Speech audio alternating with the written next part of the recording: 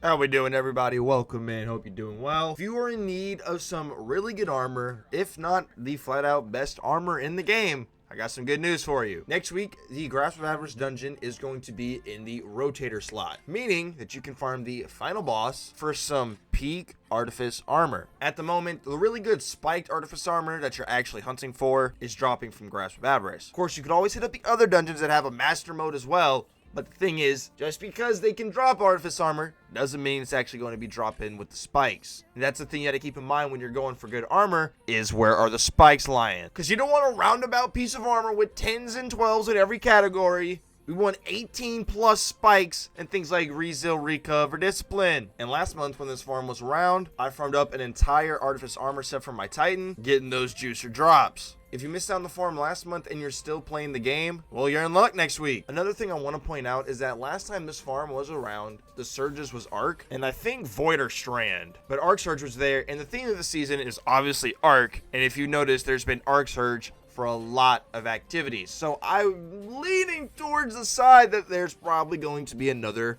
Arc Surge for when it rolls around on Tuesday. And if that's the case, it's absolute easy pickings for one phasing this boss, even on master mode. You take advantage of the surges. You have someone with the Gallon Horn. You have two people with Field Prep Clown Cartridge Hotheads. Have a Tether Hunter, a Well of Radiance, and then some form of an Arc Super, whether it's a Titan on T-Crash, preferably with Curison so it does even more damage, and or an Arc Hunter with Gathering Storm and Star Eater Scales. With this setup, you'll be one-facing the boss very easily and knocking out runs in 3 or 4 minutes. And because it's the final boss, he's always going to have 2 drops, thus increasing your chances for the juicy Artifice armor. Now, one thing that's very important when going for the really good armor, if you're targeting the big 3 stats such as Resilience, Recovery, and Discipline, what I recommend you do, if you're not doing it already, is go to your Ghost Shell and then equip a Discipline mod. This is going to make the game prioritize a big spike in either Mobility, Resilience, and Recovery, so you're just rolling the RNG out of 2 out of 3 stats. And then what you would do is you would then slot on the major stat mod for whatever you didn't get the 2 spikes in. So if you got a good spikes of Resilience and Discipline to drop, you would then put the major recovery mod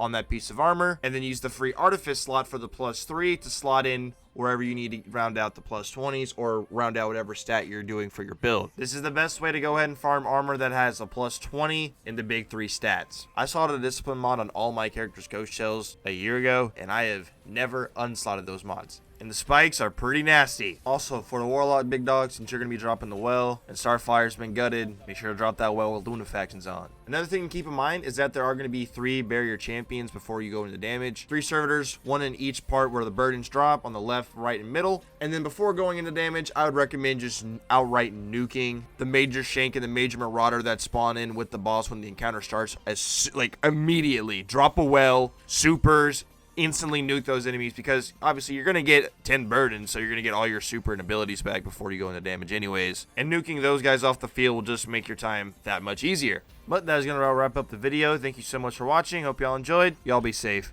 and we'll see you in the next one.